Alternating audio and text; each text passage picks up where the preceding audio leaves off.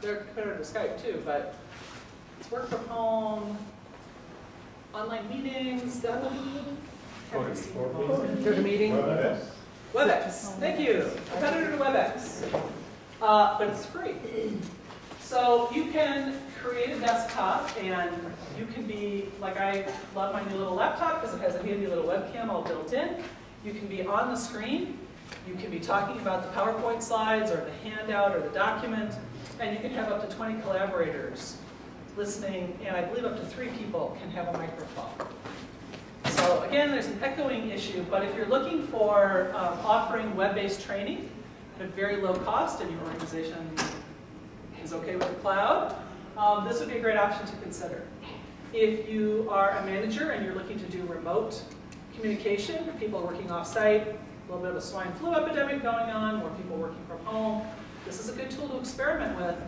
We seem to be kind of on the downslope of the fall peak. The experts are saying we'll probably have another flu peak late winter, early spring. Might be something you want to take a look at, because you don't want those people coming into work sick. Please, stay home.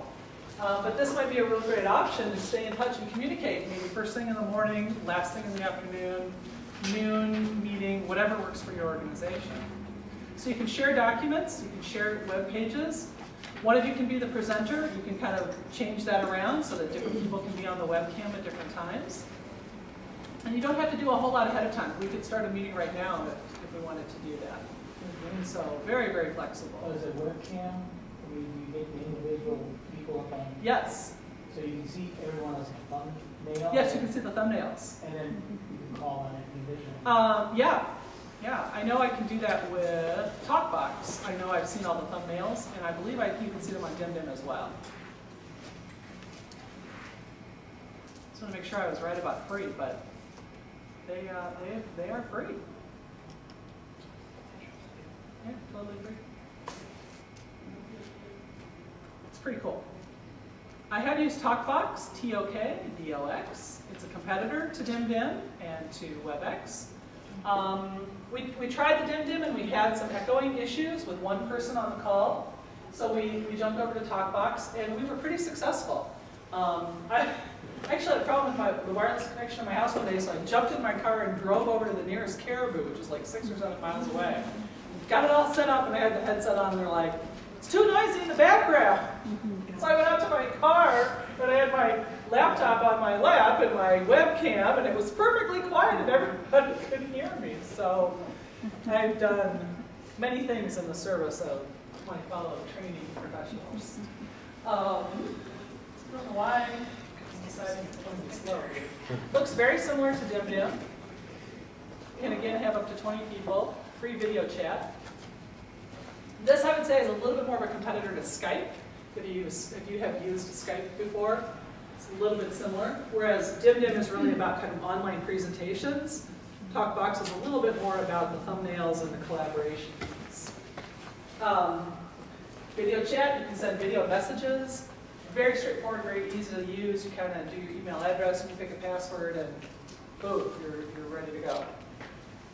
And you can take a look at their videos if you kind of want to see what it's all about. And I like the fact there's no download. Unlike Skype, where you have to download the Skype client to your computer, TalkBox lives in the cloud. So you can just fire it up at any time and pull 3 or 4 people onto the call and you're good to go. It's a great, great tool. I have used Skype as well. Skype I like kind of one-on-one. Seems to work really well. We've also used it at our ASTD board meetings when I was traveling so much this winter down to Illinois. We'd actually fire up Skype because for 2 people to communicate, it's free. And we had one of my board members' laptop, kind of turned it around, pointed it to the room. I was on my laptop. You know, it was a lot better than being on a conference call. I could actually see people. Again, you know, the quality wasn't perfect. We had to kind of play with it a little bit. But it was so much nicer seeing everyone and seeing their mouths move, whereas a lot of times on the conference call, particularly the phone that we have available in our conference room, you lose 3/4 of the conversation. So at least I got 3/4 of the conversation rather than losing it. Skype has done a lot of advertising. If you're on Skype and you want to pay, you can call other telephones. You can call land-based telephones. I know a number of people that are kind of, that's what they do. They're using Skype and That's the phonage that they have, that and their cell phones. That's what they're using. Are any of these better for international communication? That's a good question. I haven't experimented with it, and I haven't really heard one way or the other. I think you probably just have to give it a try. So I imagine that all of these probably use their own integrated VoIP. Yes. Okay. Yes. Skype does work internationally. We have people that. Oh, okay. People in Asia. And Has it been pretty successful? Have you been?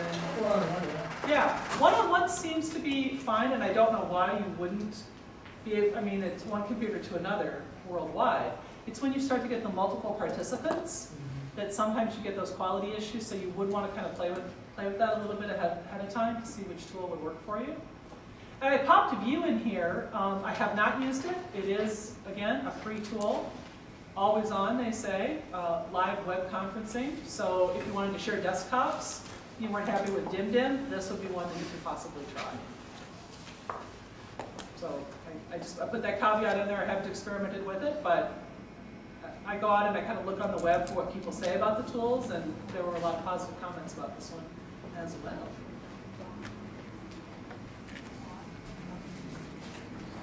Blogging and website tools. My heroes. Love using these. I'm just a huge believer in, particularly if you're a solo small business person, having a blog as a part of a website is a really great thing to do. Helps to position you in the minds of your clients. Helps you to kind of figure out what it is you want to say, what it is you have to contribute.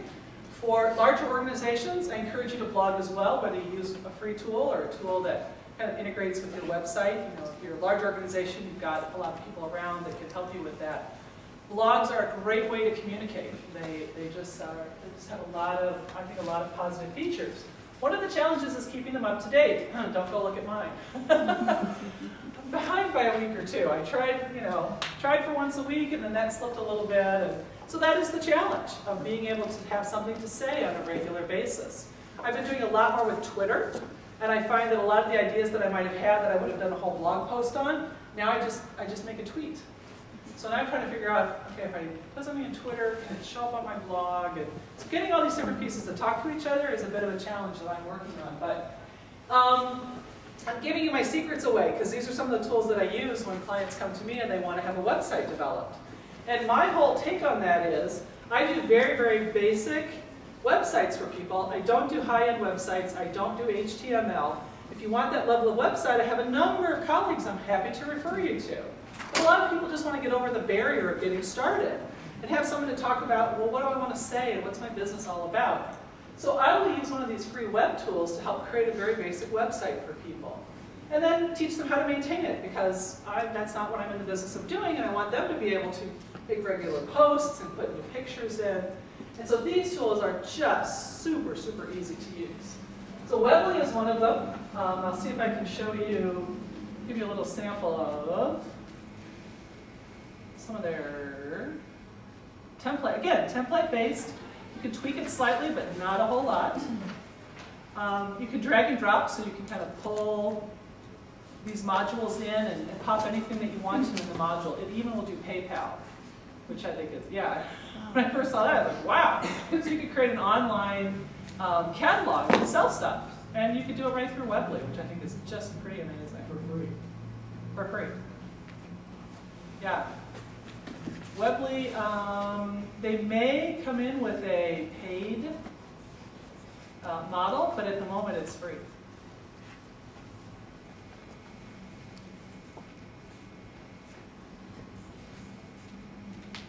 I'm going to see if they have any samples, but maybe not.